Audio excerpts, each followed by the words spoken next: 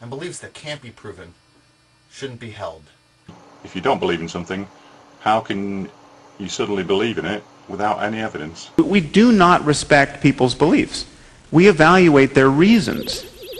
If my reasons are good enough for believing what I believe, you will helplessly believe what I believe. I will give you my reasons, and reasons are contagious. That is what it is to be a rational human being.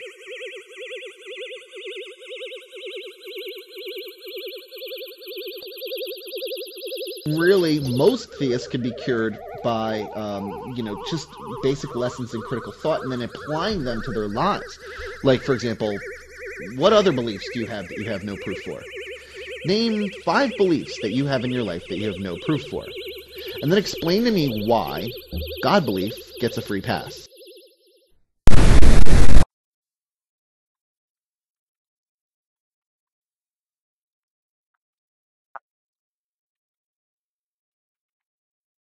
Hello, we're the Rational Response Box.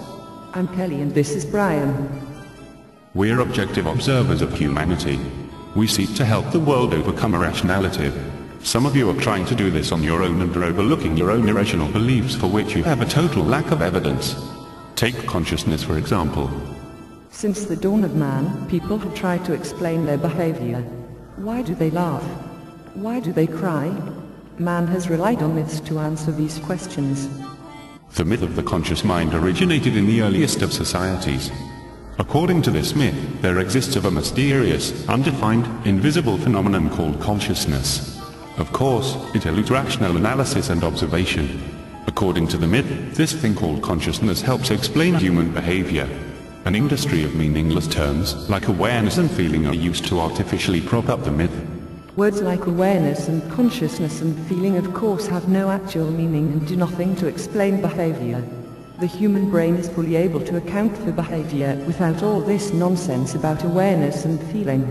The brain neither creates nor relies on awareness or feeling any more than it relies on spaghetti monsters or invisible fairies. That's right. Defenders of the consciousness myth are unable to define the word consciousness, let alone generate a single shred of evidence to show that it actually exists. Some of them are now trying to link consciousness with brain processes like thalamic cortical oscillations. However, since they can't show that consciousness exists in the first place, their attempt to correlate it with other things is futile.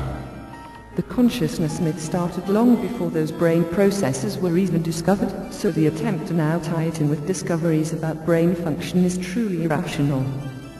Using the word awareness to refer to a thing that already has a different name is a redundant reference and does nothing to further knowledge. The last thing neuroscience needs is superstitious, irrational people trying to attach undefined, unobserved properties to the processes of the brain. The brain has observed processes and those processes have observed properties that we can verify. Consciousness is not one of them. Of course people claim to be aware, but their testimony does not give the word any meaning, nor does it offer any verifiable, rational, objective evidence. Correlations are made to the claim of awareness, not to awareness itself. However, since the claim is meaningless, so is the correlation likewise meaningless. To sum up, the number of people who claim to have awareness is irrelevant because A, they do not have evidence to support their claim. B, they do not define their claim.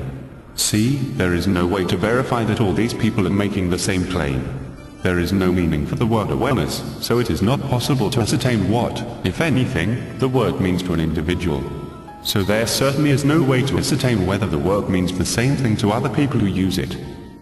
And so, without further ado, I deny the existence of consciousness.